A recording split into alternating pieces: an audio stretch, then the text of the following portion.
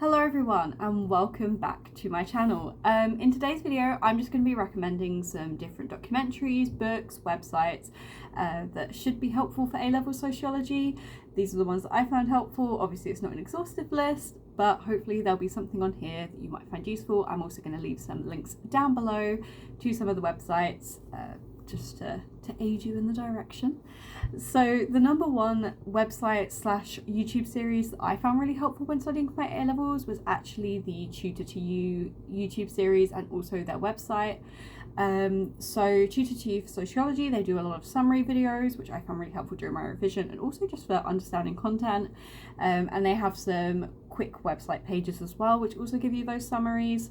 Another thing that Tutor to You do really well as well, so I'm pretty sure they have some practice questions, some practice papers, or some quizzes. I'm pretty sure we did some of those as a class. I'm not entirely sure, we'd have to check that. But either way, Tutor to You just have some really good online resources and I would 100% recommend checking them out. And now the second thing I'd like to recommend is just general documentary series that might be relevant to what you're studying. So funnily enough, during lockdown, I got very into the Educating Yorkshire, Educating Essex kind of series, because in the education topic, you can actually reference them. I referenced them in one of my essays.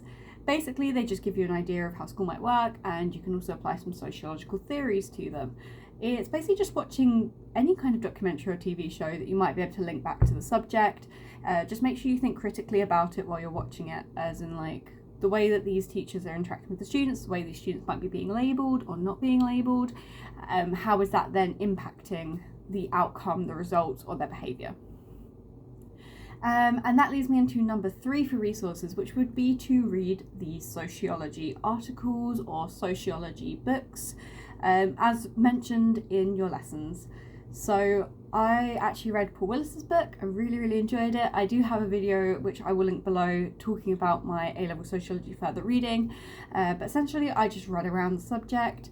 JSTOR online, they have some really good things. You also get 100 free articles a month, so if you signed up for that and then you search in, I don't know, a sociological concept or a sociologist, you can find them online for free. They also do have some just on Google, some articles, or you could ask your teachers maybe to send them over. And then another thing is actually number 4, the Sociology Review. They have some really interesting articles, things that might be topical.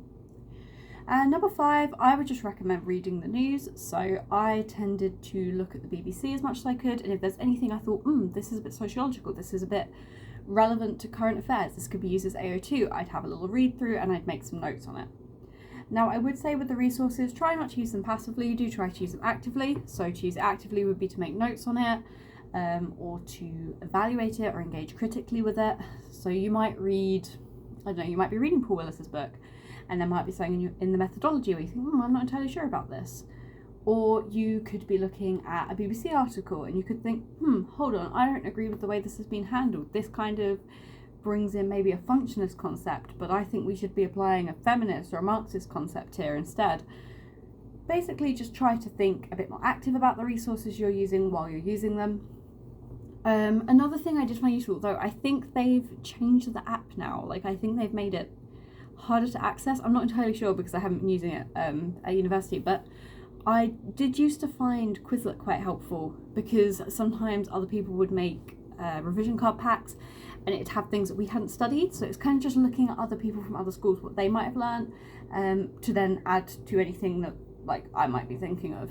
But I think they might have changed the app around now, in which case you might find stuff on online forums or things that people might have uploaded or just with their own content, because there is so much scope in sociology. You cannot cover everything in a single course, and there are a lot of sociologists or specific theories that we missed out. We just obviously kept a few examples and then moved on.